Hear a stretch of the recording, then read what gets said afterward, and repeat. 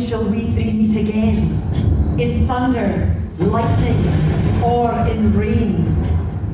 When the hurly-burly's done, when the battle's lost and won, that will be ere the set of sun. Where the place? Upon the heath, there to meet with Macbeth. I come, Grey Malkin. Paddock calls. Anon. Fair is foul, and foul is fair. Hover through the fog and filthy air.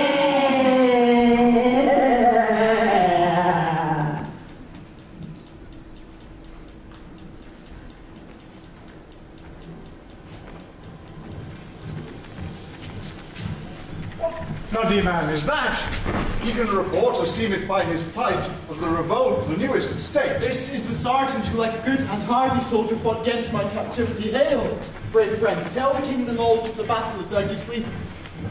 Doubtful it stood, as two spent swimmers that do cling together and choke their art. The merciless MacDonald, worthy to be a rebel, for to that the multiplying villainies of nature do swarm upon him. And fortune, on his damned quarrel smile, he showed like a rebel's horn, but all's too weak.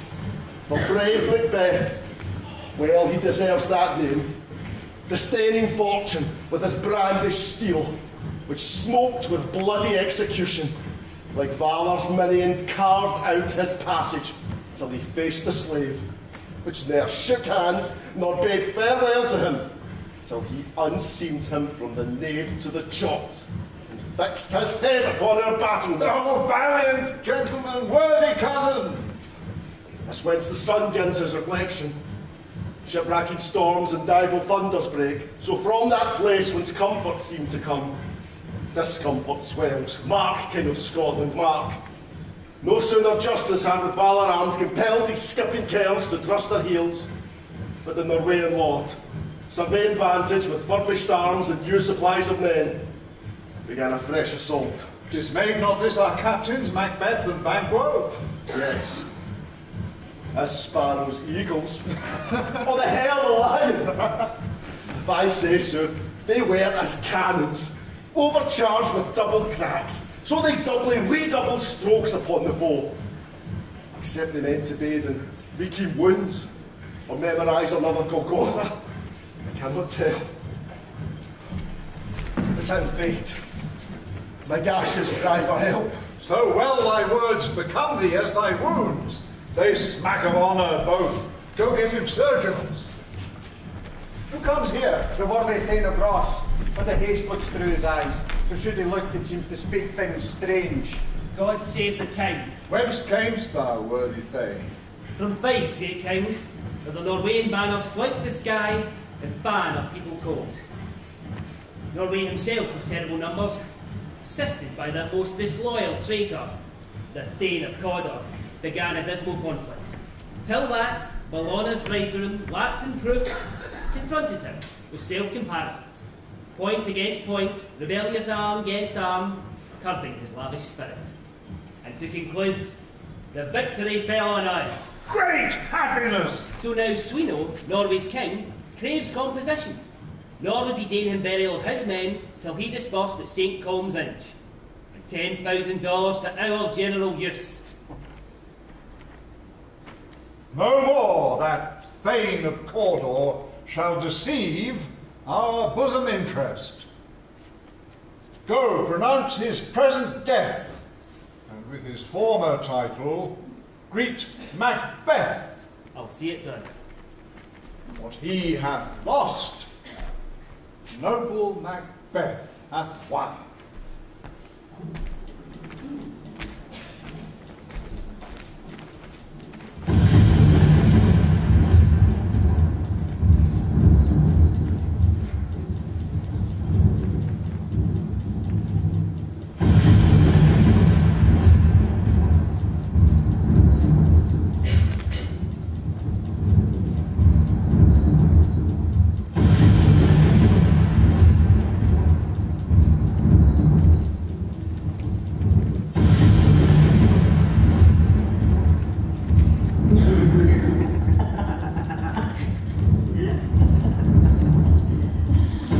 Where hast thou been, sister? Killing swine. Sister, where thou? A sailor's wife had chestnuts in her lap, and munched, and munched, and munched. Give me, quoth I. Right thee, witch! The wrong-fed Runyon cried. Her husband's to Aleppo gone, master of the tiger, but in a sieve I'll thither sail, and like a rat without a tail, I'll do, I'll give thee away. Oh, that kind. I myself of all the other, the very ports that they blow, all the quarters that they know in the shipman's card. I will drain him, dry as hay. Sleep shall neither night nor day hang upon his penthouse lid. He shall live a man forbid, weary 7 nights, 9 times 9 shall he dwindle, peak and pine. Though his back cannot be lost, yet it shall be tempest dust. Show me. I have here a pilot's song.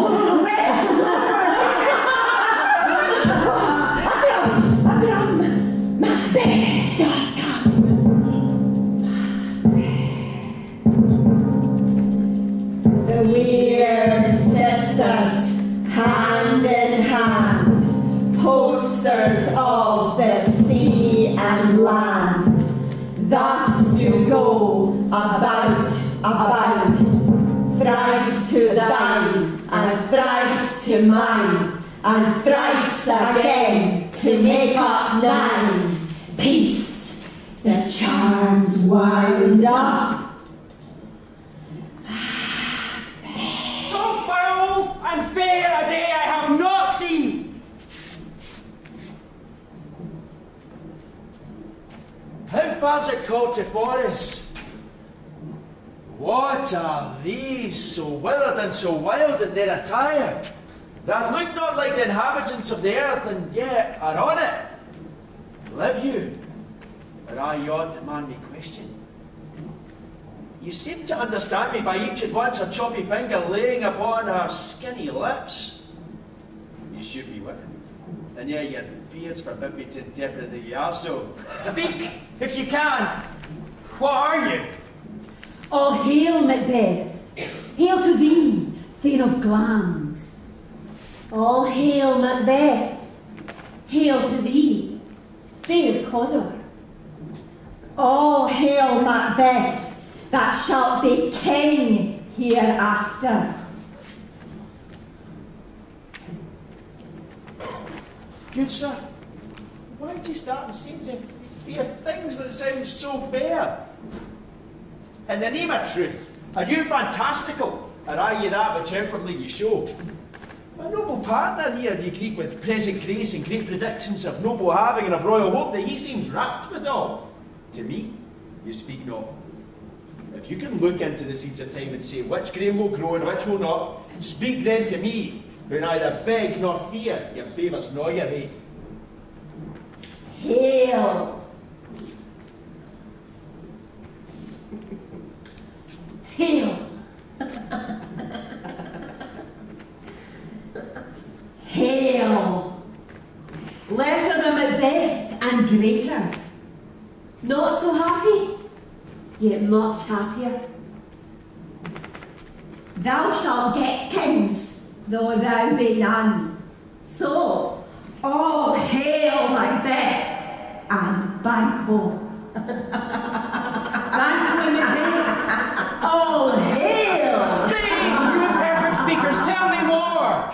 By Sinel's death, I know him Thane of Glamis, but how of Cawdor? The Thane of Cawdor lives, a prosperous gentleman, and to be king stands not within the prospect of belief no more than to be Cawdor. Say from whence you this strange intelligence, or why, upon this blasted heath, you stop our way with such prophetic greeting. Speak, I charge you!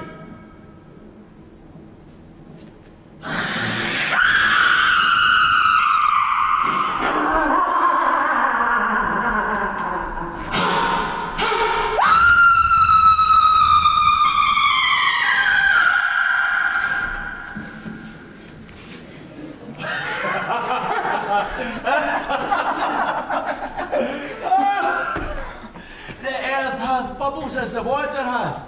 And these are of them. Whither are they vanished? Into the air. And what's incorporeal melted as breath into the wind. Would they had stayed? Were such things here as we do speak of, or have we eaten on the insane road that takes the reason prisoner? Your children shall be kings. You shall be king. And Thane of Cawdor too, went it not so? To the self-same tune of words. Who's there? The king hath happily received, Macbeth, the news of thy success. And when he reads in thy personal venture in thy rebel's fight, his wonders and his praises do contend, which should be thine or his. Silence with that.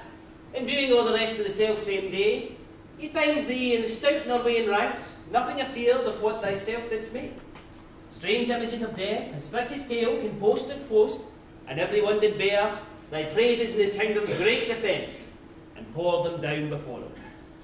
I am sent from a royal master to give thee thanks, only to herald thee into his sight, not pay thee. And, for an earnest of a greater honour, he bade me, from him, call thee Thane of Cawdor. In which addition, hail, most worthy Thane, for it is thine. What? Can the devil speak true? The Thane of Cawdor lives. Why do you dress me in borrowed robes? Who was the Thane lives yet, but under heavy judgment bears that life which he deserves to lose. Whether he was combined with Norway, or did line the rebel with hidden help and vantage, or that with both, he laboured in his country's rack, I know not. But treason's capital, confessed and proved, have overthrown him.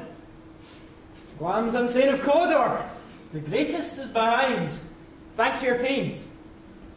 Do you not hope your children shall be kings, when those that gave the Thane of Cawdor to me promised no less to them? That trusted home may yet enkindle you to the crown, besides the Thane of Cawdor. But 'tis strange, and oftentimes to winners to our harm, the instruments of darkness tell us truths. Winners with honest trifles to betray us deepest consequence. Cousin, I want to pray you. Two truths are told, as happy prologues to the swelling act of the imperial theme. This supernatural soliciting cannot be ill, cannot be good.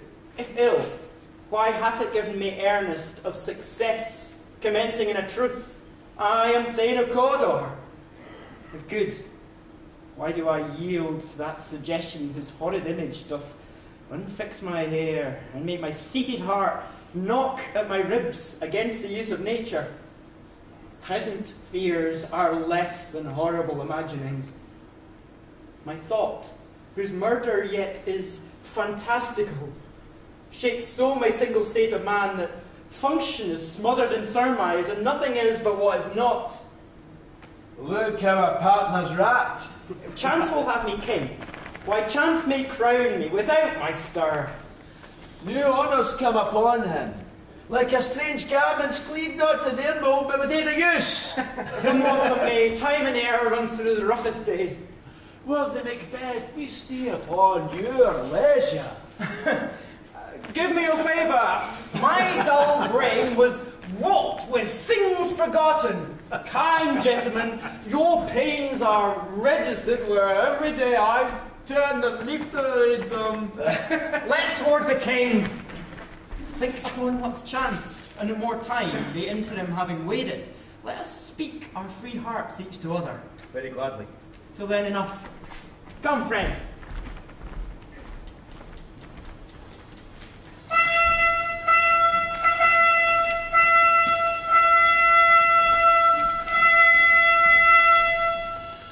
Is execution done on Cawdor? Are not those in commission yet returned? My liege, they are not yet come back, but I have spoke with one that saw him die, who did report that very frankly he confessed his treasons, implored your highness's pardon, and set forth a deep repentance. Nothing in his life became like believing it. He died as one that had been studied in his death. To throw away the dearest thing he owed as 'twere a careless trifle. There's no art to find the mind's construction in the face. He was a gentleman on whom I built an absolute trust.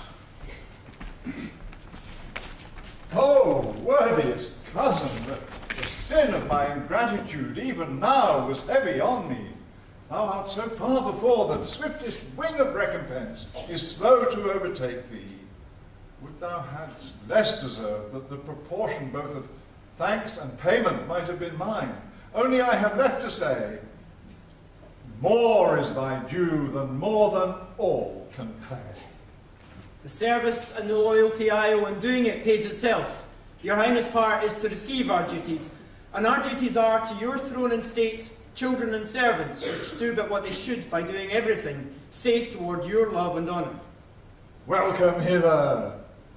I have begun to plant thee, and will labour to make thee full of growing. Noble Banquo that hast no less deserved, nor must be known no less to have done so. Let me enfold thee and hold thee to my heart. There, if I grow, the harvest is your own. My plenteous joys, wanton in fullness, seek to hide themselves in drops of sorrow. Sons, kinsmen, thanes, and you whose places are the nearest, know that we will establish our estate upon our eldest, Malcolm, which honour must not unaccompanied invest him only, but signs of nobleness like stars shall shine on all deservers. From hence to Inverness, and minus further to you. The labour we delight in, I will be myself the harbinger and make joyful the hearing of my wife with your approach. So humbly take my leave. My worthy Cawdor.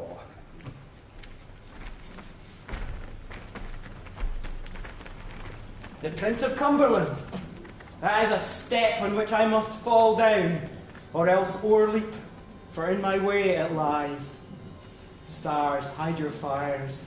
Let not light see my black and deep desires.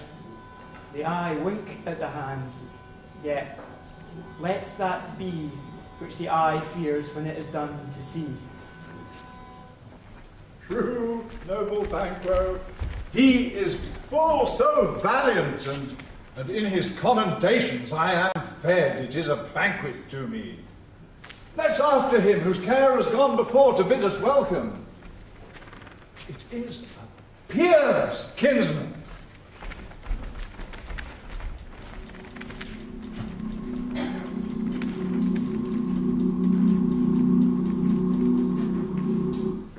They met me in the day of success, and I have learned by the perfectest report they have more in them than mortal knowledge. When I burned in desire to question them further, they made themselves air into which they vanished. Whilst I stood wrapped in the wonder of it, came missives from the king, who all hailed me Thane of Cawdor, by which title before these weird sisters saluted me, and referred me to the coming on of time with, "Hail, King that shall be." This time I thought good to deliver thee, my dearest partner of greatness, that thou mightest not lose the dues of rejoicing by being ignorant of what greatness is promised thee. Lay it to thy heart, and farewell. Lambs thou art, and Cawdor, and shalt be what thou art promised. Yet do I fear thy nature, it is too full of the milk of human kindness to catch the nearest way. Thou wouldst be great, art not without ambition, but without the illness should attend it. What thou wouldst highly, that wouldst thou holily, wouldst not play false, and yet wouldst wrongly win. Thou wouldst have great lambs, that which cries, "Thus thou must do if thou have it," and that which rather thou dost fear to do than wishes should be undone. Hie thee hither, that I may pour my spirits in thine ear, and chastise with the valour of my tongue all that impedes thee from the golden round, which fate and metaphysical aid doth seem to have thee crowned withal. What is your tidings? The king comes here tonight. Thou art mad to say it. Is not your master with him, who, were it true, would have informed for preparation? So please you, it is true. Our Thane is coming. One of my fellows had the speed of him, who, almost dead for breath, had scarcely more than would make up his message. Give him tending. He brings great news.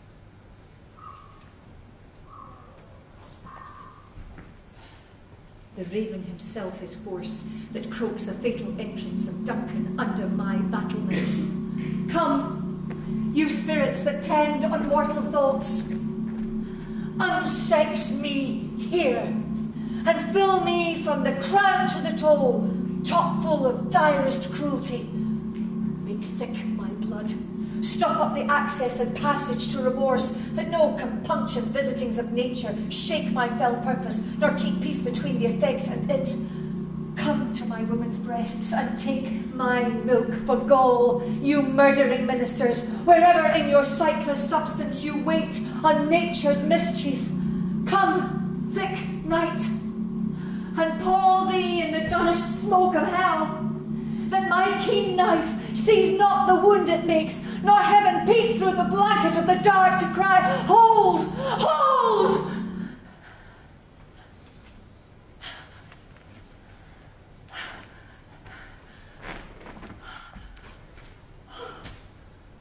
Great glance, worthy Cawdor, greater than both by the all-hail hereafter.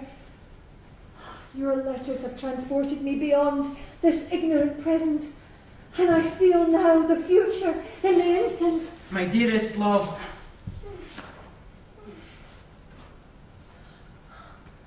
Duncan comes here tonight. And when goes hence? Tomorrow, as he purposes. Oh, never shall sun that morrow see. Your face, my thane, is as a book, where men may read strange matters. To beguile the time, look like the time. Bear welcome in your eye, your hand, your tongue. Look like the innocent flower, but be the serpent under it. He that's coming must be provided for, and you shall put this night's great business into my dispatch, which shall, to all our nights and days to come, give solely sovereign sway and masterdom. We will speak further. When we look up clear, to alter favour ever is to fear. Leave all the rest to me.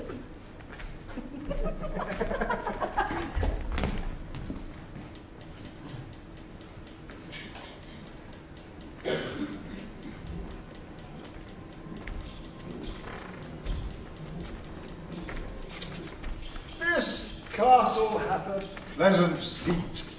The air nimbly and sweetly recommends itself unto our gentle senses. This guest of summer, the tempo-haunting Martlet, does agree by his loved mansionry that the heaven's breath smells wooingly here.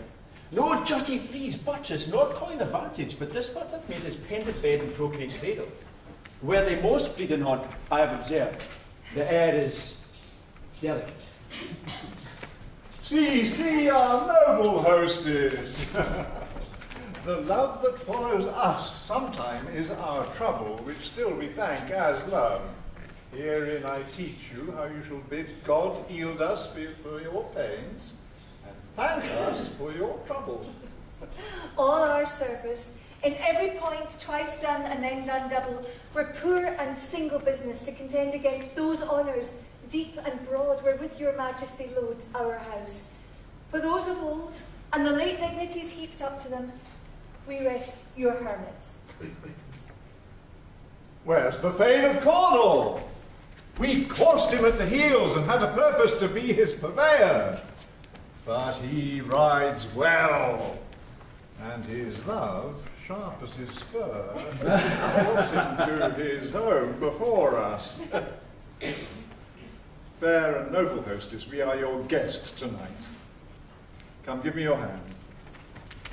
Conduct me to mine host. We love him highly, and shall continue our graces towards him. By your leave, hostess.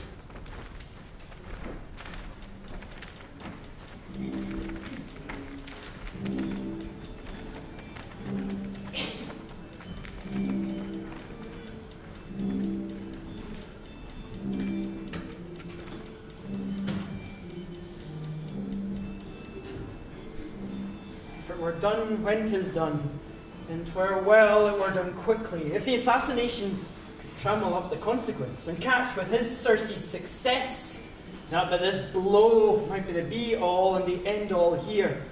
But here, upon this bank and shoal of time, we jump the life to come. In these cases, we still have judgment here. We but teach bloody instruction, which being taught returns to plague the inventor. This even-handed justice commends the ingredients of our poisoned chalice to our own lips. He's here in double trust. First, as I am his kinsman and his subject, strong both against the deed, then as his host, who should against his murderer shut the door, not bear the knife myself. Besides, this Duncan hath borne his faculties so meek, hath been so clear in his great office, that his virtues will plead like angels, trumpet-tongued against the deep damnation of his taking off, and pity, like a naked newborn babe striding the blast, or heaven's cherubim, worst upon the sightless couriers of the air, shall blow the horrid deed in every eye, that tears shall drown the wind. I have no spur to prick the sides of my intent, but only vaulting ambition, which o'erleaps itself and falls on the other. How now, what news? He has almost supped. Why have you left the chamber? Hath he asked for me? Know you not he has?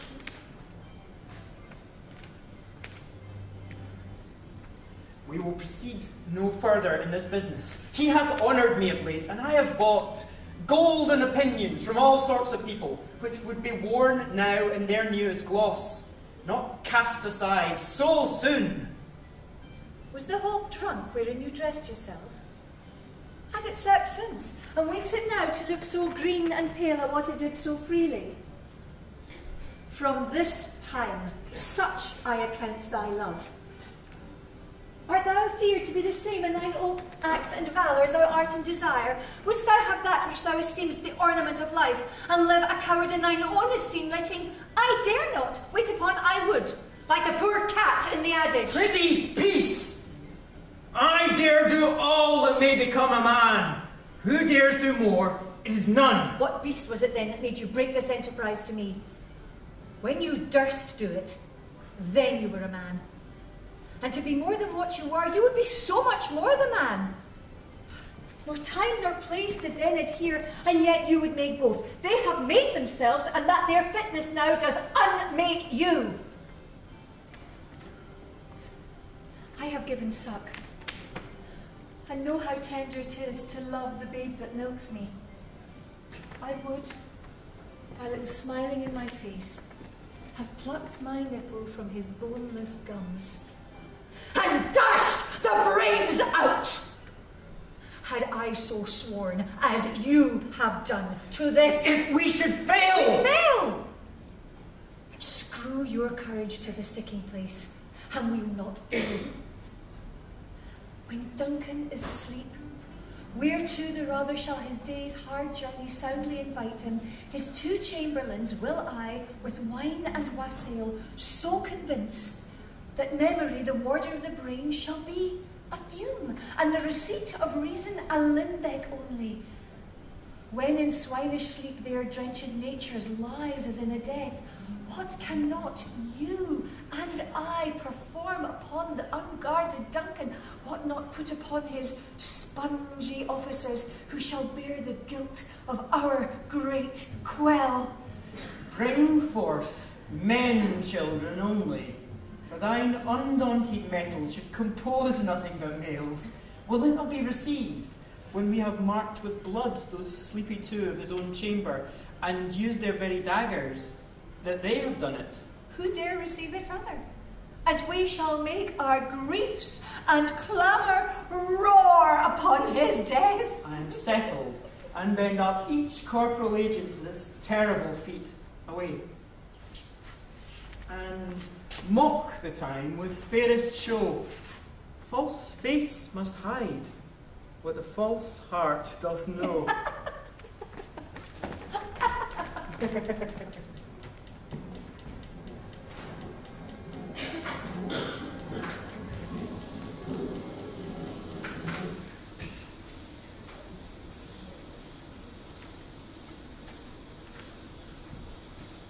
How goes the night, boy?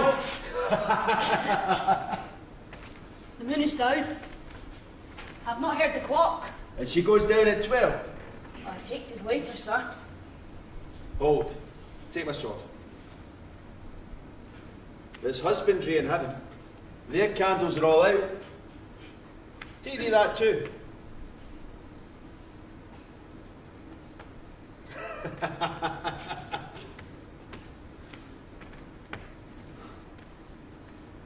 A heavy summons lies like lead upon me. And yet, I would not sleep.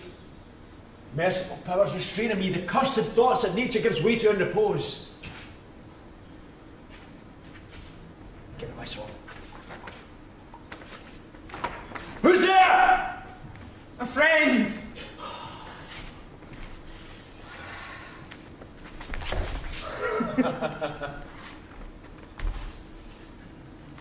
Was sir not yet at rest? The king's abed. He hath been a most unusual pleasure and sent forth great largesse to your offices. This diamond he greets your right withal, by the name of most kind hostess, and shut up in measureless content. Being unprepared, our will became the servant to defect, which else should free have wrought.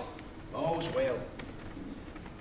I dreamt last night of those three weird sisters. To you they have shown some truth. I think not of them. Yet, when we can entreat an hour to serve, we would spend it in some words upon that business, if you would grant the time. At the kindest leisure. If you shall cleave to my consent when 'tis, it shall make an honour for you. So I lose none in seeking to augment it, but still keep my bosom franchised and my allegiance clear. I shall be counselled. Good repose the while. Thanks, sir. The like to you.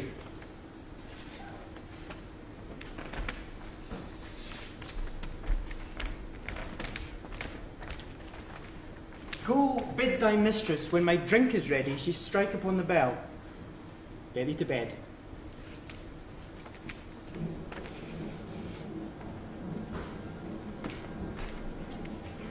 Is this a dagger I see before me? A handle toward my hand. Let me clutch thee. I have thee not, and yet I see thee still. Art thou not, fatal vision, sensible to feeling as to sight? Or art thou but a dagger of the mind, a false creation, proceeding from the heat oppressed brain? I see thee yet in form as palpable as this which now I draw. How martial me the way that I was going, and such an instrument I was to use. Mine eyes are made the fools of the other senses, or else worth all the rest. I see thee still, and on thy blade and dudgeon gouts of blood, which was not so before. There's no such thing.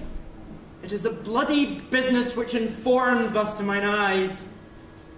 Now o'er the one half-world nature seems dead, and wicked dreams abuse the curtain's sleep.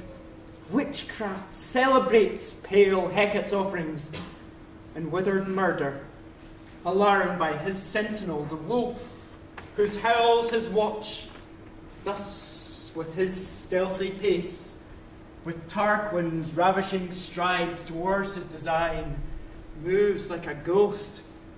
Thou sure and firm set earth, hear not my steps, which way they walk, for fear thy very stones prate of my whereabout, and take the present horror from this time which now suits with it. Whiles I threat, he lives. Words to the heat of deeds too cold breath gives. I go, and it is done. The bell invites me. Hear it not, Duncan, for it is a knell that summons thee to heaven. Or to hell.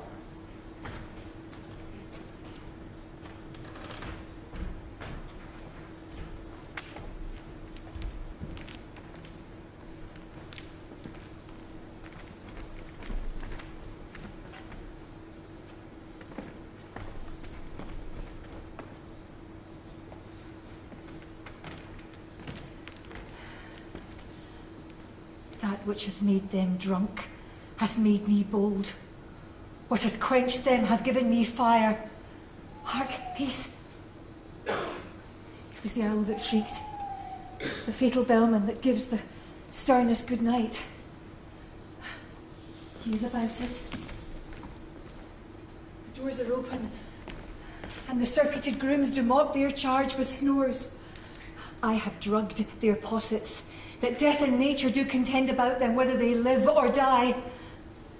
Hark! Who's there?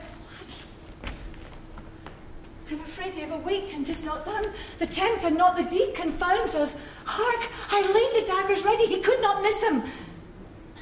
Had he not resembled my father as he slept, I had done it.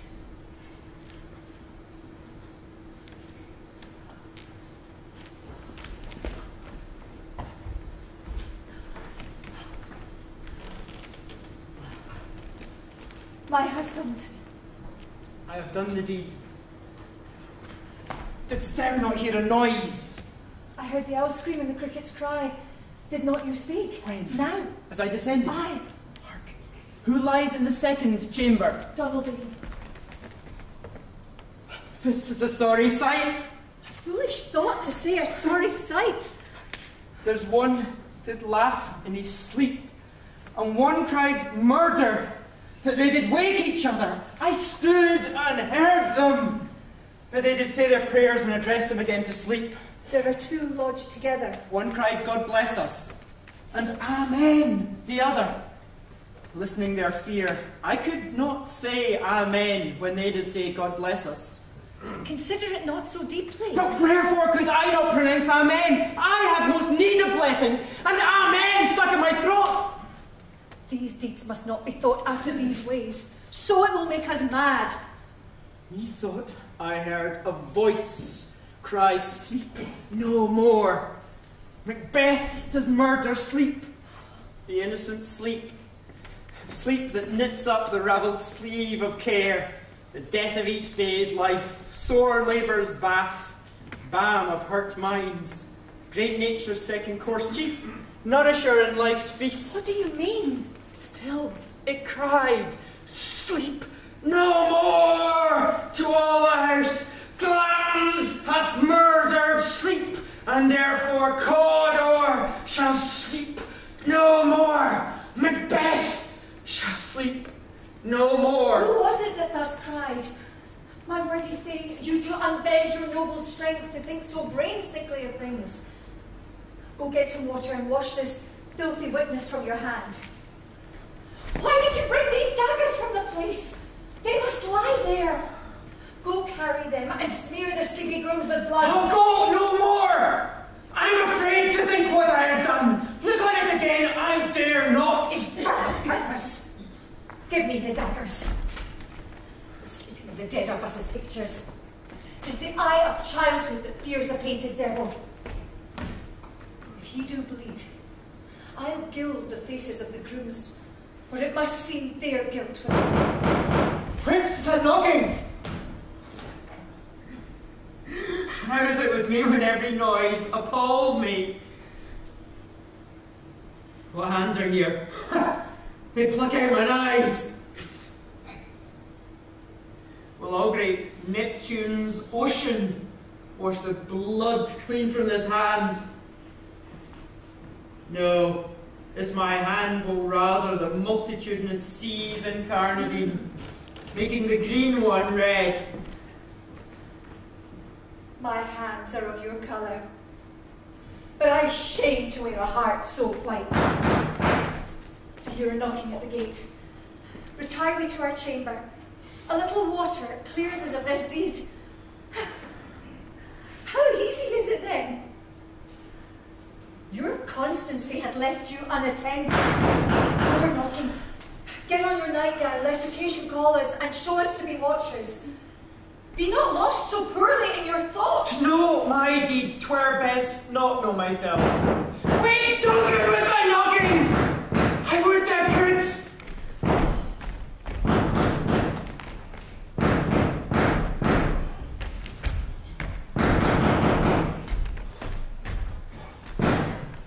Here's a knocking indeed! If a man were porter of Hellgate, he should have all turning the key. Knock, knock, knock! Who's there in the name of Beelzebub? Here's a farmer who hanged himself on the expectation of plenty. Coming time, have napkins enough about you. Here, you'll sweat for it. Knock, knock! Who's there in the other devil's name? Hey, here is an equivocator who could swear in both the scales against either scale, who committed treason enough for God's sake. Yet could not equivocate to heaven. Oh, come in, equivocator. Knock, knock, knock! Who's there? Faith, here's an English tailor, come hither for stealing out a French hose. Ooh. Come in, tailor. Here you may roast your goose. Knock, knock, knock! Never that quiet! What are you? Oh, but this place is too cold for hell. I'll devil porter in no further. I had hoped to let in some of all professions that go the primrose way to the everlasting bonfire. Anon! Anon, I pray you, remember the porter.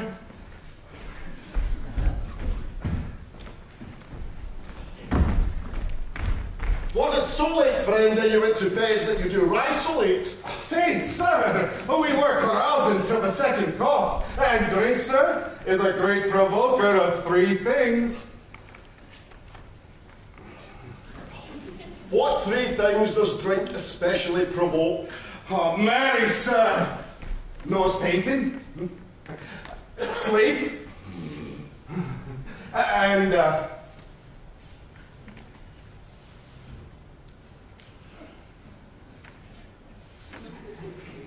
urine! Lechery, sir, it provokes and unprovokes. It provokes the desire, but takes away the performance. Therefore, much drink may be said to be an equivocator with lechery. It makes him, and it mars him, sets him on, and it takes him off. It persuades him, and disheartens him, makes him stand to, and not stand to.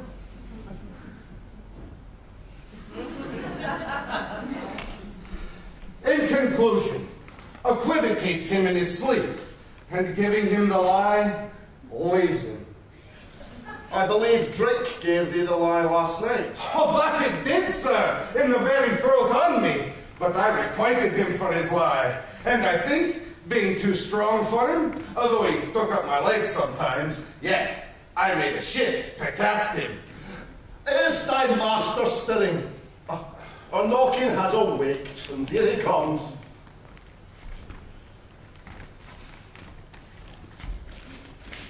Good morrow, noble sir.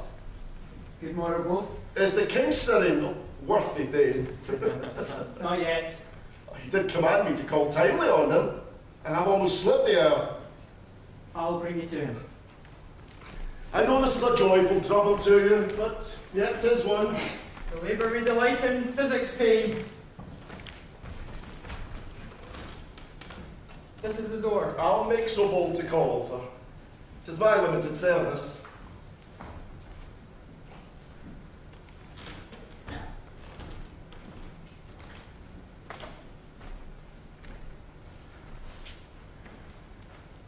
Goes the king hence today?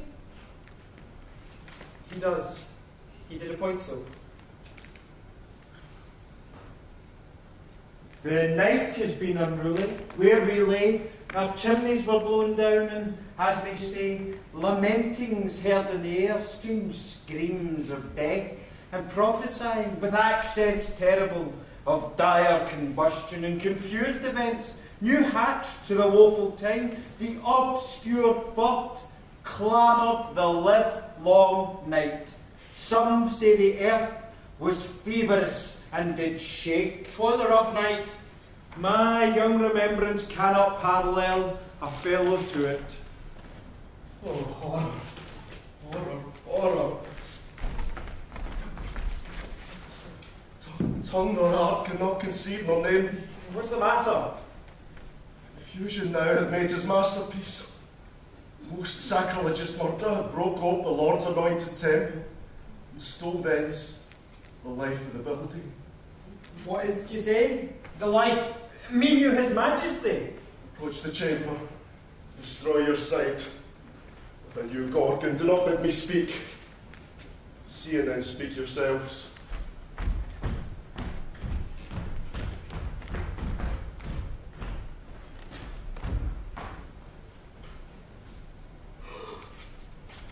Awake!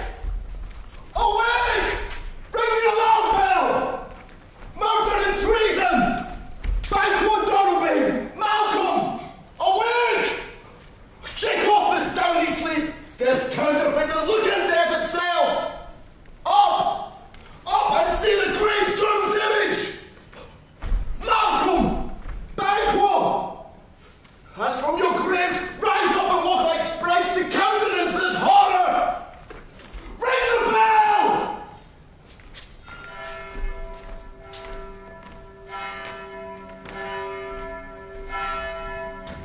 What's the business that such a hideous trumpet fills to parley the sleepers of the house?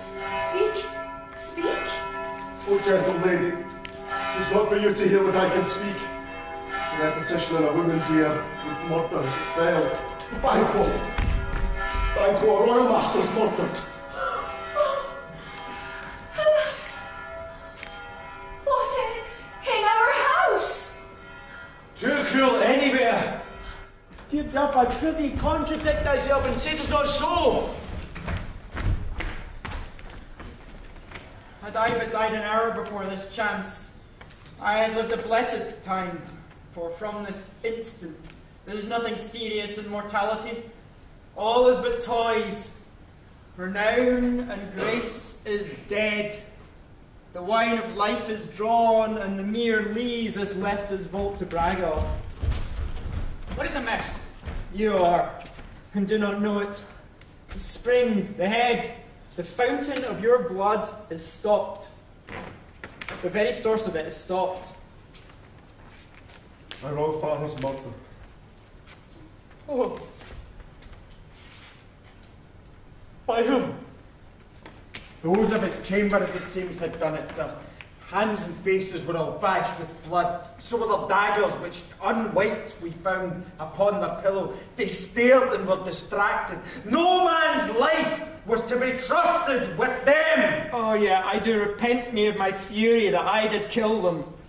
Wherefore did you so? Who can be wise, amazed, temperate and furious, loyal and neutral in a moment? No man. The expedition of my violent love outrun the pause or reason. Here lay Duncan, his silver skin laced with his golden blood, and his gash stabbed looked like a breach in nature for ruin's wasteful entrance. They are the murderers, steeped in the colours of their trades. Their daggers unmannerly breached with gore. Who could refrain that had a heart to love? And in that heart, courage to make his love known. Help me hence. To the lady! Why do we hold our tongues the most may claim this argument for ours? What should be spoken here with our fate? Heads in another homely Russian sees us. Let's away, our tears are not yet bruised. Nor our strong sorrow upon the foot of motion. Look to the lady. And when we have our naked frailties hid, that suffer an exposure. Let us meet and question this most bloody piece of work, that we may not further. Fears and scruples shake us. In the great hand of God I stand, and thence, against the undivulged pretence, I fight of treasonous malice. And so do I. So all. Let's briefly put on manly readiness and meet in the hall together. Well contented.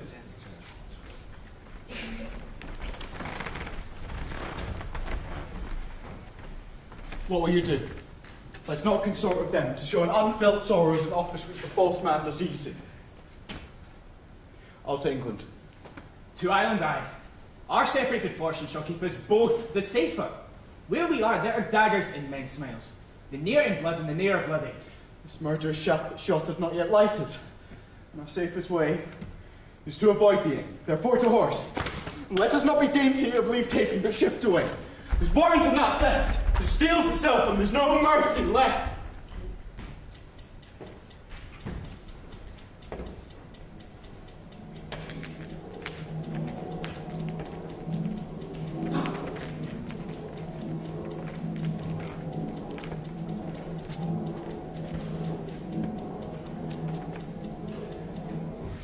Threescore and 10 I can remember well, within the volume of which time I've seen hours dreadful and things strange.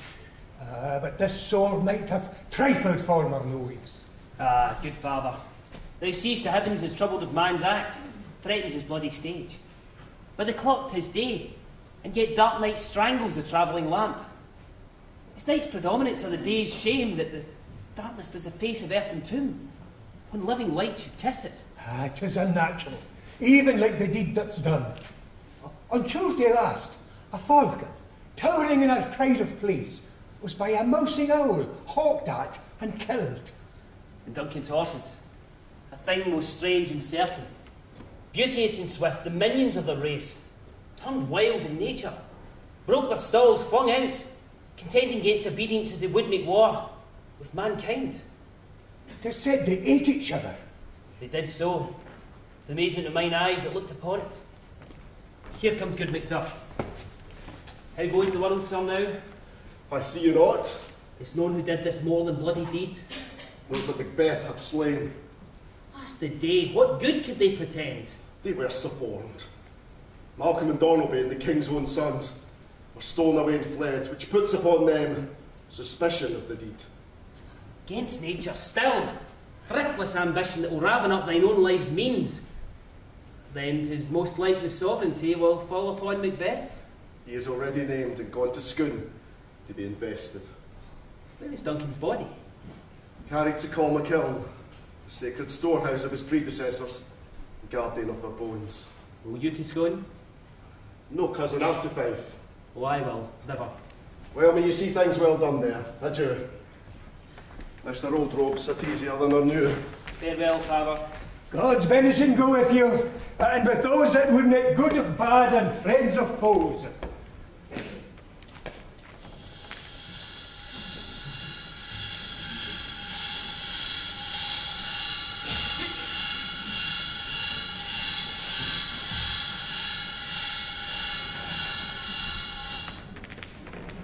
Thou has it now. King, Cawdor, Glamis, all as the beard women promised. And I fear thou played most foully for it. But it was said that it should not stand in thy posterity, but that I myself should be the root and father of many kings. If there come truth from them, as upon thee, Macbeth, their speeches shine. Why, by the verity on thee made good, may they not be my oracles as well and set me up in hope? But hush, no more. Here's our chief guest! If he had been forgotten, it had been as a gap in our great feast, and all thing unbecoming. Tonight we hold a solemn supper, sir, and I'll request your presence. Let your highness command upon me, to the which my duties are with the most indissoluble tie forever. Ride you this afternoon? I am a good lord. We should else have required your good advice, which still hath been both grave and prosperous in this day's council, but We'll take tomorrow. Is it far you ride? As far, my lord, as will fill up the time twixt now and supper. Goes not my horse the better, I must become a borrower of... Speak to! If charnel houses and our graves must send those we bury back, our monuments shall be the maws of kites. Quite unmanned and folly. If I stand here, I saw him. Fie for shame. Blood hath been shed ere now. In the olden time, ere humane statute purged the gentle wheel. Aye, since too, murders have been performed too terrible for the ear. The time has been that when the brains were out, the man would die and there an end. But now they rise again with 20 mortal murders in their crowns, and push us from our stools. This is more strange than such a murder is. My worthy lord, your noble friends do lack you. I do forget. Do not muse at me, my most worthy friends. I have a strange infirmity which is nothing to those that know me. Come, love and health to all, and then I'll sit down. Give me some wine, fill full.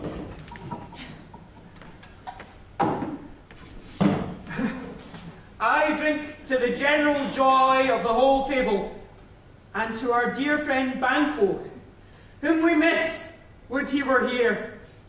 To all and him we thirst, and all to all. Our duties and the pledge.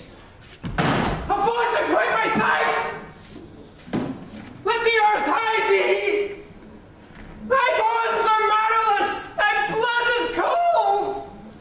Thou hast no speculation in those eyes which thou dost glare with. Look on this good peers, but as a thing of custom. 'Tis no other, only it spoils the pleasure of the time. What man dare? I dare!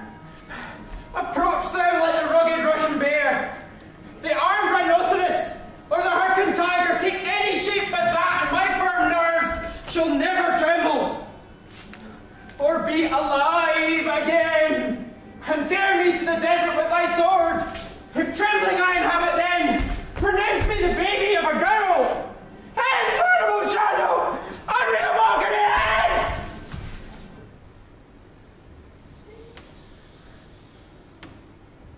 Why so? Being gone, I am a man again. Pray you sit still. You have displaced the mirth, broke the good meeting with most admired disorder. Can such things be? And overcome us like a summer's cloud without our special wonder. You make me strange, even to the disposition that I owe, when now I think you can behold such sights and keep the natural ruby of your cheeks, when mine is blanched with fear. What sights, my good lord? I pray you speak not. He grows worse and worse. Question enrages him. At once, good night. Stand not upon the order of your going. Only go at once.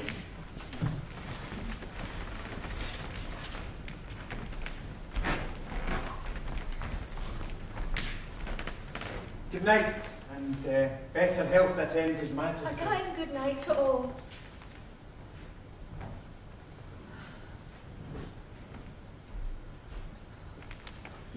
It will have blood, they say. Blood will have blood. Stones have been known to move and trees to speak. Augurs and understood relations have by magpies and choughs and rooks brought forth the secretest man of blood.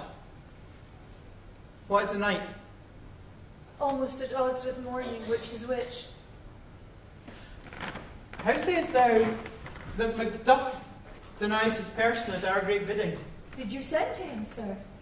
I hear it by the way, but I will send. There's not a one of them, but in his house I keep a servant feed. I will tomorrow, and betimes I will to the weird sisters. more shall they speak, for now I am bent to know by the worst means the worst. For mine own good all causes should give way.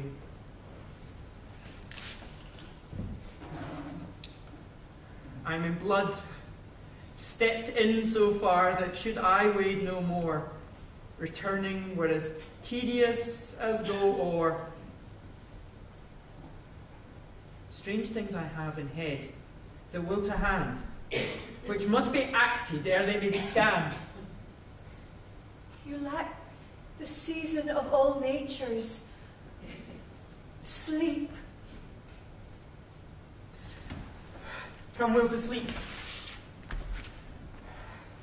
My strange and self-abuse is the initiate fear that wants hard use. We are yet but young indeed.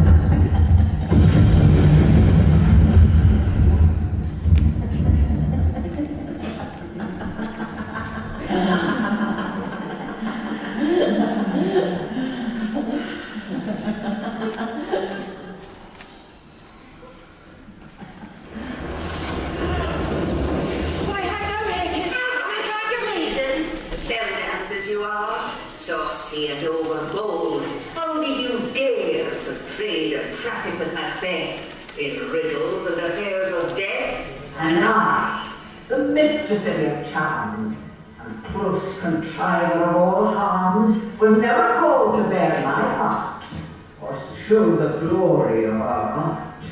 And, which is worse, all you have done has been but for a wayward son, spiteful and wrathful, who, as others do, loves for his own ends, not for you. Your vessels and your spells provide, your charms and everything beside.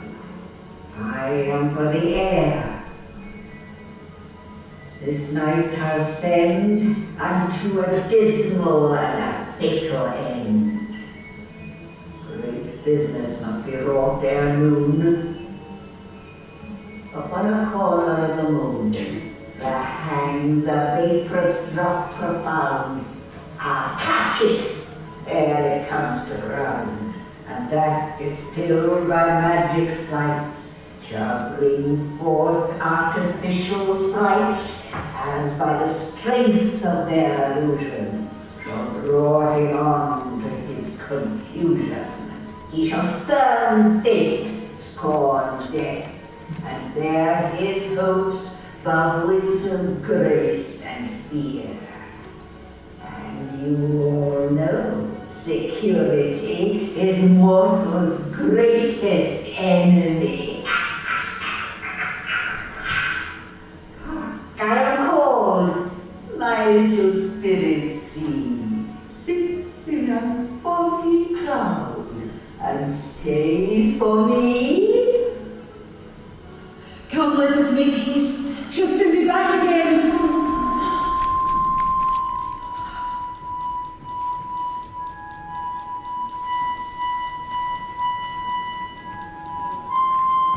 My former speeches have but hit your thoughts, which can interpret further.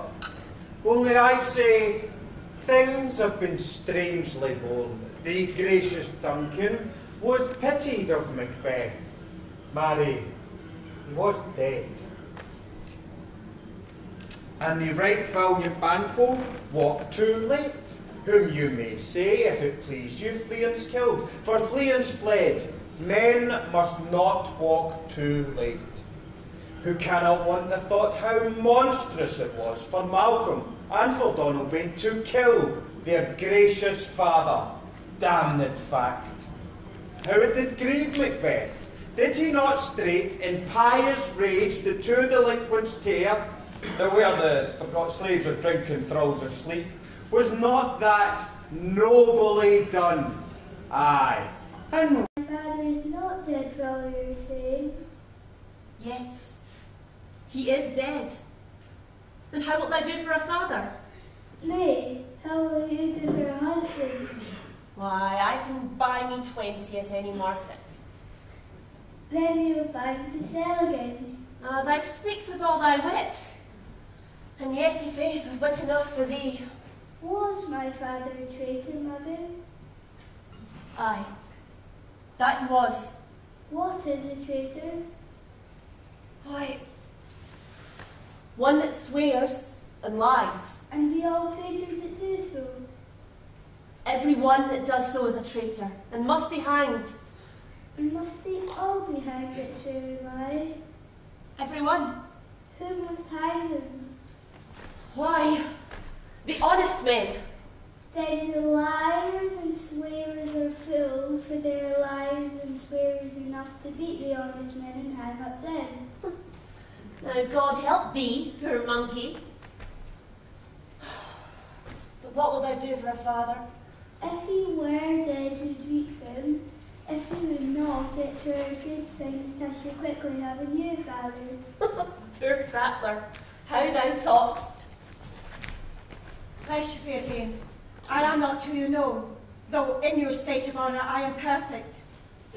I doubt some danger does approach you nearly. If you will take a gentlewoman's advice, be not found here, hence with your little ones. To fright you thus, methinks I am too savage. To do worse to you or fell cruelty, which is too nigh your person. Heaven preserve you. I dare abide no longer. Whither should I fly? I have done no harm. Then I remember that I am on this earthly world, where to do harm is often laudable, to do good sometime accounted dangerous folly. Why then, alas, do I put up that womanly defence to say, I have done no harm? What are these faces? Where is your husband? I hope in no place so unsanctified as such as thou would find him. He's a traitor! Thou liest, thou Shakespeare villain! You egg!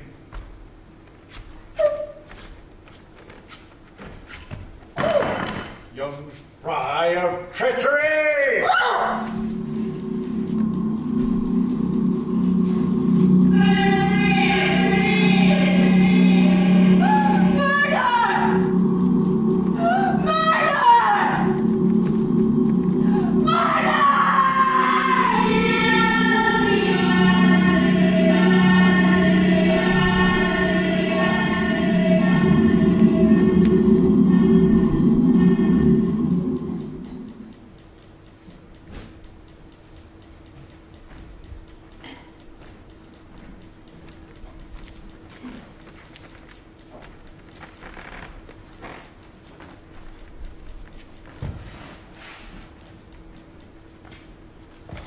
Let us seek out some desolate shade, and there weep our sad bosoms empty. Let us rather hold fast the mortal sword, and let good men bestride our downfall and birth them. Each new morn, new widows howl, new orphans cry, new sorrows strike heaven on the face that it resounds, as if it felt with Scotland, and yelled out like syllable of dole. What I believe, I'll wail. What no believe, and what I can redress, as I find time to, friend, I will. What you have spoke, it may be so, perchance. This tyrant whose sole name blisters our tongues was once thought honest. You have loved him well. He hath not touched you yet. I am young, but something you may deserve of him through me, and wisdom to offer up a weak, poor, innocent lamb to appease an angry god. I am not treacherous! But Macbeth is. A good and virtuous nature may recoil in an imperial charge, but I shall crave your pardon. That which you are, my thoughts cannot transpose. Angels are bright still, yet the brightest fell. And all things fell would wear the brows of grace. Grace must still look so. I have lost my hopes. Chance, even there were I to find my doubts. Why find that rawness left you wife and child, those precious motives, those strong knots of love, without leave taken, I pray you, let not my jealousies be your dishonours, but mine own safeties. You may be rightly just, as ever I shall think. Bleed, poor country. Great tyranny, lay thou thy bases sure, for goodness dare not check thee. Where be thy wrongs? The title is afeard. Fare thee well, Lord. I would not be the villain that thou think'st, for the whole space that's in the tyrant's grasp, and the rich east to boot. Be not offended. I speak not as an absolute fear of you. I think our country sinks beneath the yoke. It weeps, it bleeds, and each new day a gash is added to our wounds. I think with all there would be hands uplifted in my right, and here, from Grace's England, have I offer of goodly thousands. But for all this, when I shall tread upon the tyrant's head, or wear it on my sword, my poor country shall have more vices than it had before, more suffer, and more sundry ways than ever by him that shall succeed. What should he be? It is myself, I mean, in whom I know all the particulars of vice so grafted that, when they shall be opened, black Macbeth will seem as pure as snow, and the poor state esteem him as a lamb, being compared with my confineless harms. Not in the legions of horrid hell could come a devil more damned in evils to top Macbeth. I grant him bloody, luxurious, avaricious, false, deceitful, sudden, malicious, smacking of every sin that has a name, but there's no bottom, none, in my voluptuousness. Your wives, your daughters, your matrons and your maids could not fill up the cisterns of my lust and my desire. All continent impediments would o'erbear that to oppose my will. Better Macbeth, and such an one to reign. Boundless intemperance in nature is a tyranny. It had been the untimely emptying of the happy throne and fall of many kings. But fear not yet to take upon you what is yours. You may convey your pleasures in a spacious plenty, and yet seem cold the time you may so hoodwink. We have willing dames enough. It cannot be that vulture in you to devour so many as will to greatness dedicate themselves, finding it so inclined. If this there grows, in my most ill-composed affections, such a staunchless avarice, if were I king, I would cut off the nobles for their lands, desire his jewels in the Tsar's house, and my more having would be as a sauce to make me hunger more, that I should forge quarrels unjust against the good and loyal, destroying them for wealth. This avarice sticks deeper, grows with more pernicious root than summer seeming lust. And it had been the sword of our slain kings. Yet do not fear, Scotland has voicings to develop your will, of your mere own.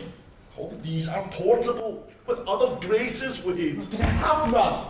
The king becoming graces, is justice, verity, temperance, stableness, bounty, perseverance, mercy, lowliness, devotion, patience, courage, fortitude. I have no relish but abound in the division of each several crime, acting it many ways. Nay, had I power, I would pour the sweet milk of concord into hell. Uproar the universal peace, confound all unity on earth. Scotland, Scotland. If such a one be fit to govern, speak. I am as I have spoken. Fit to govern? No, not to live. Oh, nation miserable, with an untitled tyrant bloody sceptred. When shall thou see thy wholesome days again? Since that the truest issue of thy throne, by his own interdiction stands accursed, and does blaspheme his own breed, thy royal father was a most sainted king. The queen that bore thee, oftener upon her knees than on her feet, died every day she lived. Fare thee well. These evils thou repeats upon thyself have banished thee from Scotland. Oh, my breast. My hope ends here. Macduff, this noble passion, child of integrity, have from my soul wiped the black scruples and reconciled my thoughts to thy good truth and honour. Devilish Macbeth, by many of these trains, have sought to win me into his power, and modest wisdom have plucked me from over credulous haste. But God above, deal between thee and me, for even now I put myself to thy direction and unspeak mine own detraction. Here, abjure the taints and blames I laid upon myself, for strangers to my nature. I am yet unknown to woman, never was forsworn, at no point broke my faith, scarcely have coveted what was mine own, would not betray the devil to his fellow, and delight no less in truth than life. What I am truly is thine, and my poor country's to command. Whether indeed, before thy here approach, old seaward with 10,000 warlike men already at a point was setting forth. Now all together, and the chance of goodness be like our warranted quarrel. Why are you silent? Such welcome and unwelcome things at once. It is hard to reconcile. See who comes here. My countryman, and yet I know him not. My ever-gentle cousin. Welcome hither.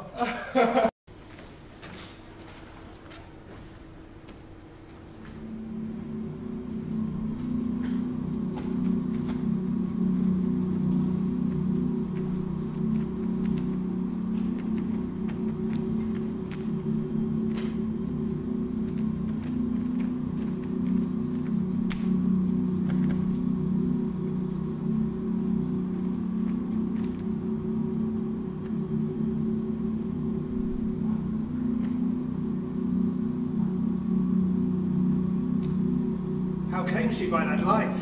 Why, it stood by her. She has light by her continually. 'Tis her command.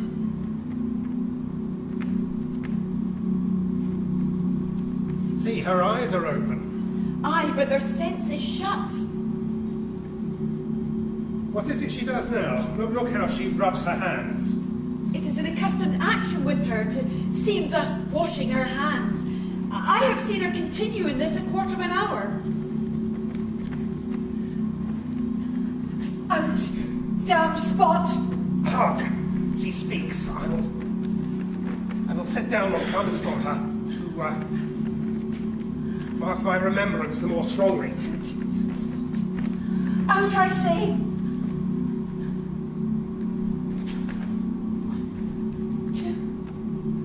Why then, 'tis time to do it. Hell is murky.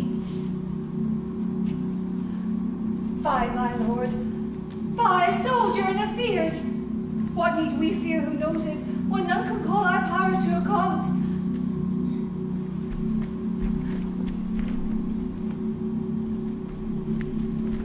Who'd have thought the old man to have had so much blood in him? Do you mark that? Thane of Fife had a wife.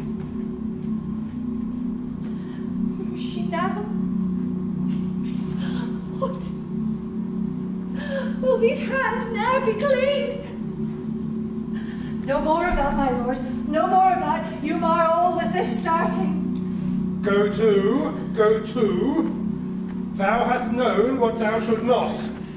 She has spoke what she should not, I'm sure of that. Heaven knows what she has known. Here's the smell of the blood still. All the perfumes of Arabia will not sweeten this little hand.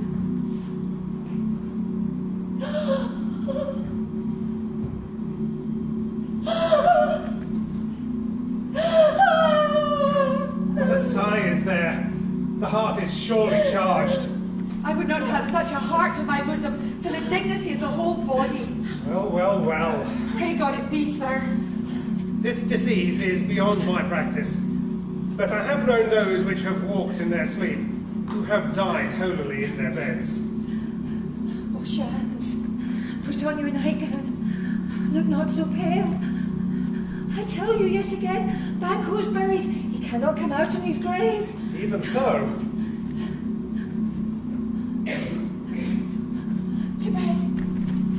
To bed. There's a knocking at the gate. Come. Give me your hand. What's done cannot be undone.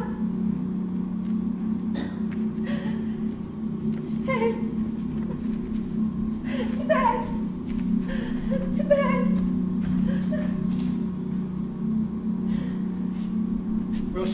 bed? Directly.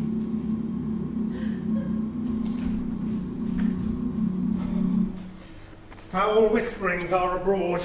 Unnatural deeds do breed unnatural troubles. Infected minds to their deaf pillows will discharge their secrets.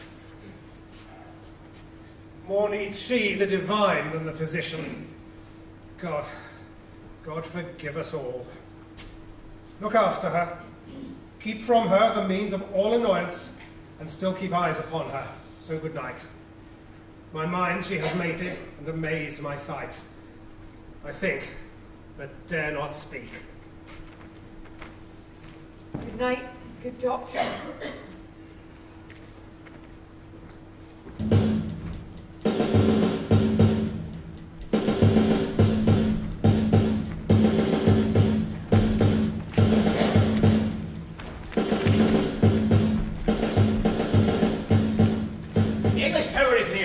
Led on by Malcolm, his uncle Seward, and the good Macduff. Revenge is burn in them for their dear causes, wood to the bleeding, and the grim alarm at sight the mortified man. Here, burn them wood till we well meet them. That way they are coming. Who knows if Donald be with his brother? For certain, sir, he is not. I have a list of all the gentry. There is Seward's son, and many unwrought youths that even now protest their first of manhood. What does the tyrant?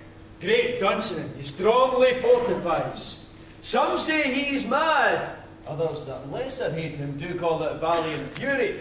But for certain, he cannot buckle his distempered cause within the belt of rule. Now does he feel his secret murder sticking on his hands. Now minutely revolts upbraid his faith breach. Those he commands move only in command, nothing in love. Now does he feel his title hang loose about him, like a giant's robe on a dwarfish feet. Who then shall blame his pestered senses to recoil and start, when all that is within him does condemn itself for being there? Well, march we on to our allegiance where 'tis truly owed. Meet we the medicine of the sickly weal, and with them pour we in our country's purge, each traveller! Also much as it needs to cure the sovereign flower and drown the weeds. Make we a march towards Birmingham!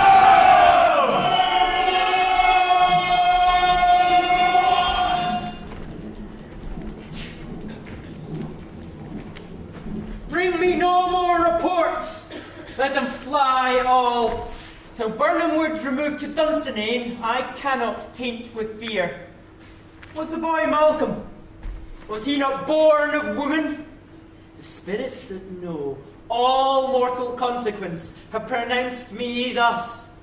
Fear not, Macbeth, for no man that's born of woman shall e'er have power upon thee. Then fly, false thanes, and mingle with the English epicures.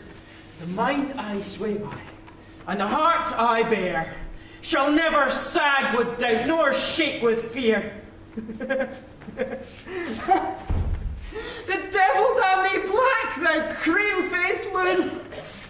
Where got'st thou that goose look? There is 10,000 geese, villain! Honk! Soldiers, sir! Go prick thy face, and overret thy fear, thou lily-livered boy! What soldiers, patch? Death to thy soul! Those linen cheeks of thine are counsellors to fear. What soldiers? Clayface! English force, so please you! Take thy face hence! Satan! I'm sick at heart. When I behold Satan, I say! This push will cheer me ever, or deceit me now.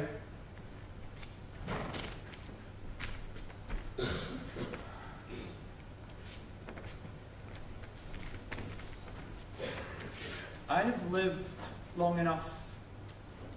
My way of life is fallen into the sear, the yellow leaf, and that which should accompany old age, as love, honour, obedience, troops of friends, I must not look to have, but in their stead curses, not loud, but deep, mouth on her breath, which the poor heart would fain deny and dare not. Satan, 1 year more. All is confirmed, my lord, which was reported.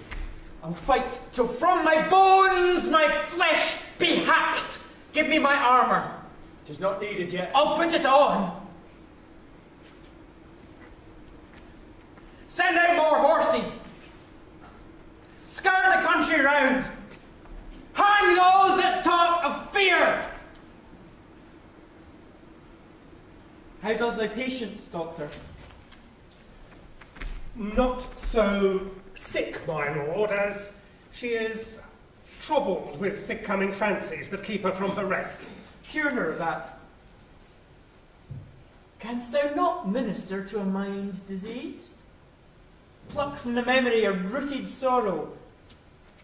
Raise out the written troubles of the brain, and with some sweet oblivious antidote, cleanse the soft bosom of that perilous stuff which weighs upon the heart. And therein the patient must minister to himself. Throw physic to the dogs! I'll none of it! Come put mine armour on. Give me my staff! Doctor, the thanes fly from me. Come, sir, dispatch! If thou couldst, doctor, cast the water of my land, find her disease, and purge it to a sound and pristine health, I would applaud thee to the very echo that should applaud again. Pull it off, I say! What rhubarb, senna, or what purgative drug would scour these English hence? Hearest thou of them? Aye, my good lord, your royal preparations make us hear something. Bring it after me. I will not be afraid of death and bane till Burnham Forest come to Dunsinane.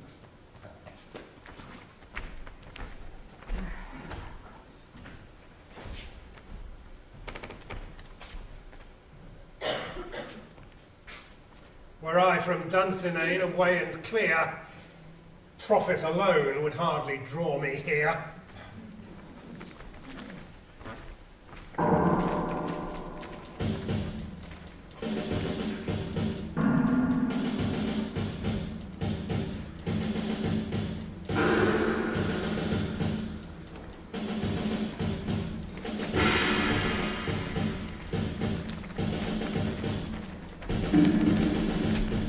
Cousins, I hope the day is near at hand. The chambers shall be safe.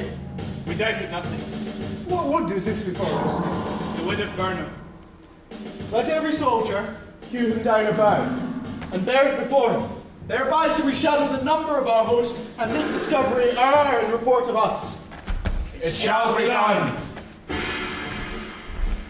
We learn no other but the confident tyrant keeps still in Dunsinane, and will endure our setting down before it. 'Tis his vain hope. Where there is advantage to be given, both more and less have given him the revolt, and none now serve him but constrained things, whose hearts are absent too. Let our just censures attend the true event, but be our industrious soldiership. The time approaches that will with due decision make us know what we shall say we have and what we owe. Thoughts speculative their unsure hopes relate, but certain issues strokes must arbitrate, towards which advance the war.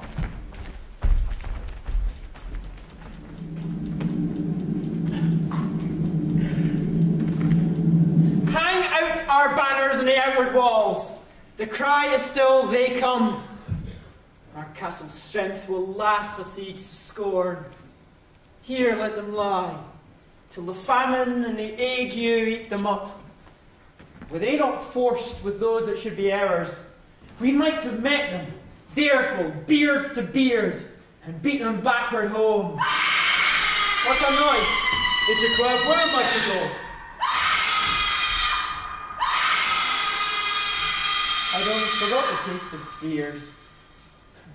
The time has been my senses would have cooled to hear a night shriek. My fell of hair would at a dismal treatise rouse and stir as life were in it. I have supped full with horrors. Direness, familiar to my slaughterous thoughts, cannot once start me. Wherefore was that cry? The Queen, my lord, is dead. She should have died hereafter. There would have been a time for such a word. Tomorrow, and tomorrow, and tomorrow creeps in that petty pace from day to day, till the last syllable of recorded time. And all our yesterdays of lighted fools awaited dusty death. Out! Out, brief candle! Life is but a walking shadow, a poor player that struts and frets his hour upon the stage, and then is heard no more.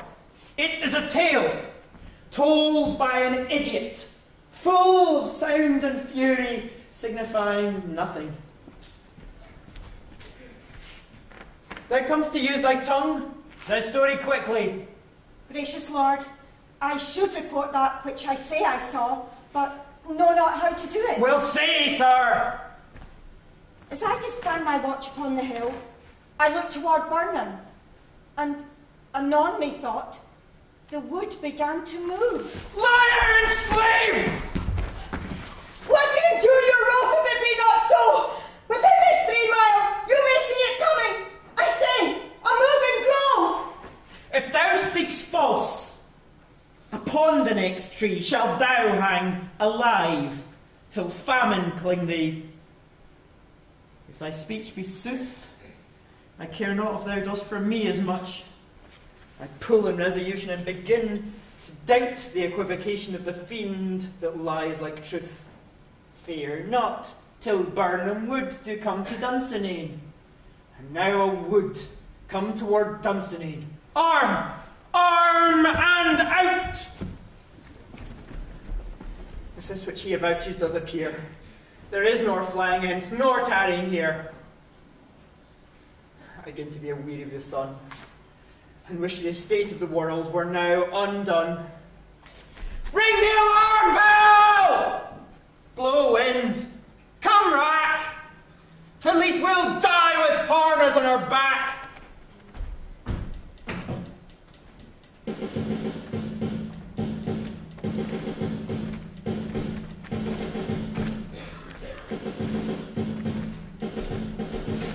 Now near enough! Your leafy screens throw down and show like those you are!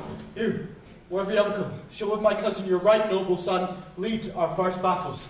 Worthy Macduff, we shall take upon us what else remains to do, according to our order. Very well. We will find the tyrant's part tonight. Let us be basic and we cannot fight. Give them all breath! Let all trumpets Those speak! clamorous harbingers Give them all of breath! blood and death! Those clamorous harbingers of blood and death! They have tied me to a stake. I cannot fly. They have tied me to a stake. I must fight the course. I cannot fly, but bear like I must fight the course. That was born of woman. What's he that was born of woman? Or none. Such a one I am to fear, or what none. Is thy name? What is thy name? Thou canst start so for hot a name, then any is in hell. Thou canst start so for hot a name, then any is in hell. My name's Macbeth. Himself cannot pronounce the title more fearful. No, nor more fearful. Thou liarst! Thou horrid tyrant! With my sword I'll prove that I thou speaks.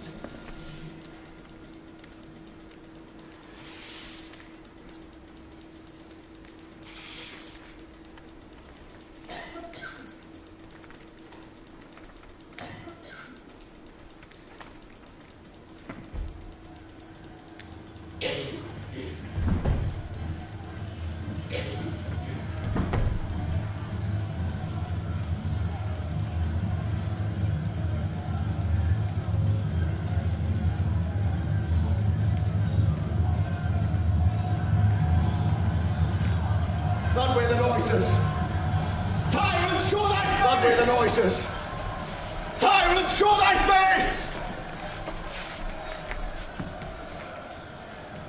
If thou be slain, and with no stroke of mine, if thou be slain, my wife and children's and with no stroke of mine, my wife and children's ghost will only still Cairns, whose arms are higher to bear their stairs. Richard Cairns, whose arms are higher to bear their stairs. Whereas my sword with an unbattered edge, I sheath again undeeded. Whereas my sword with an unbattered edge, I sheath again undeeded. By this great clatter, one of the greatest note seems bruited. By this great clatter, one of the greatest note seems bruited. The more I beg fortune, let me find him. The more I beg not. This way, my lord. The castle's gently rendered. This way, my lord. The tyrants people on both sides do fight. Gently rendered. The tyrants people on both sides do fight. The day Elmilton itself professes you. In the war. The day Elmilton itself professes you. English to do. Enter, sir, the castle. Men with foes that strike beside us. Enter, sir, the castle.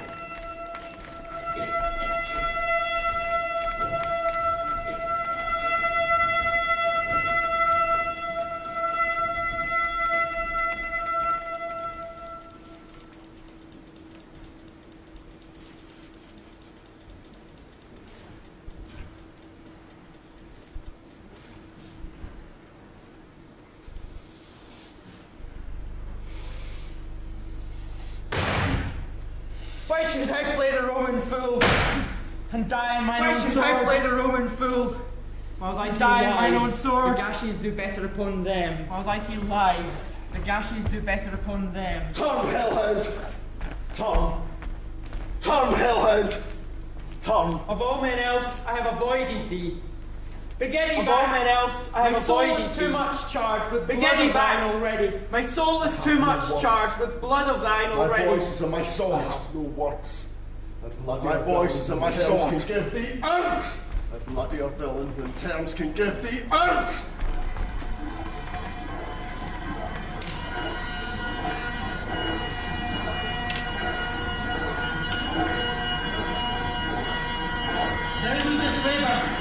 As easy mayest thou be changing, easy mayest thou be faces me, like all thy blade on Roman crest, like all thy blade on Roman crest.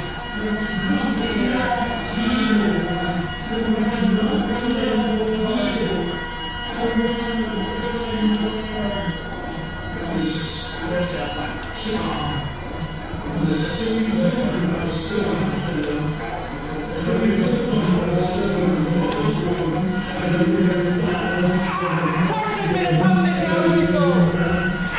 Cursed be the tongue that tells me so!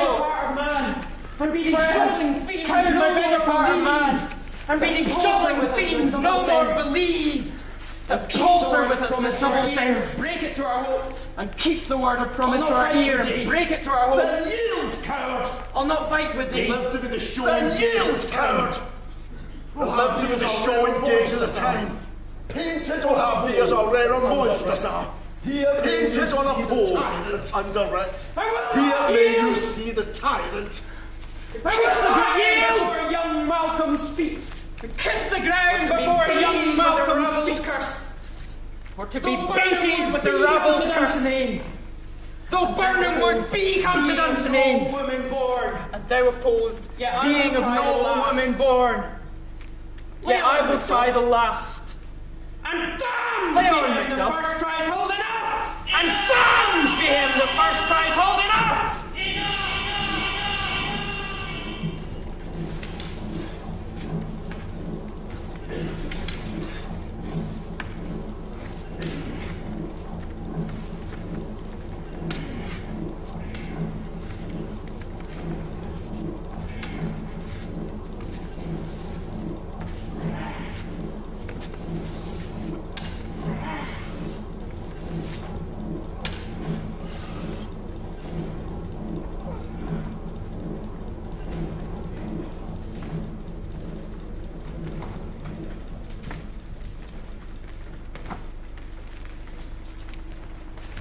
I would the friends we miss were safe arrived.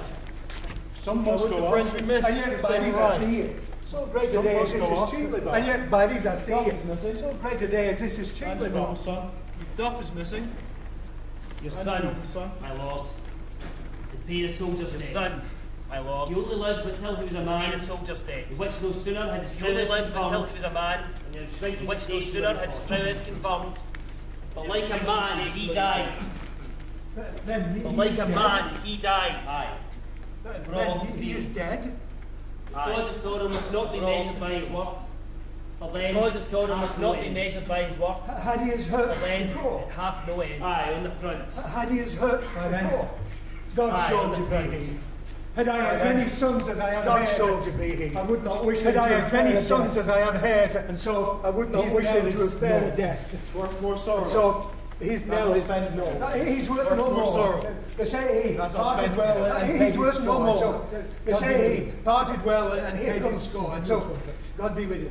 Oh, here comes. Hail King, for so thou art. Hail King, behold where stands the usurper's custard head. Behold where stands the usurper's custard head. I see thee compassed with thy kingdom's pearl. That speak I see thee compassed with thy kingdom's pearl. Whose voices that speak my salutation in thy mind. Whose voices I desire aloud with mine. Hail, King of Scotland. Hail, King of Scotland!